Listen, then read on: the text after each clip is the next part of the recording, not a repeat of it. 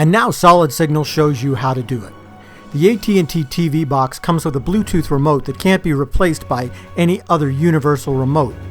Adding a new remote so you can have more than one, or replacing one you have, is very easy. Let's take a look.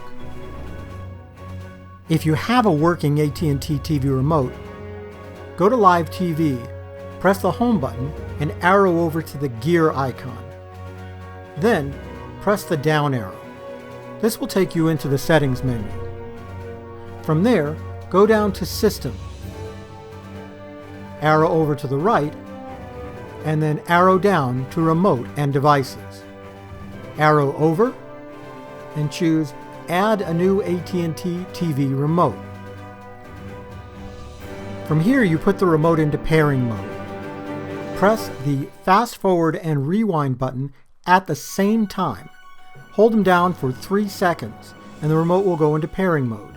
At this time, make sure that the remote is in front of the AT&T TV box, and information should automatically flow back and forth that programs the remote for you. If you've lost your AT&T TV remote, or if you're replacing it because one doesn't work, just press and hold the rewind and fast forward buttons for 3 seconds. The remote will go into pairing mode, and point it at the AT&T TV box. That should start the pairing process for you.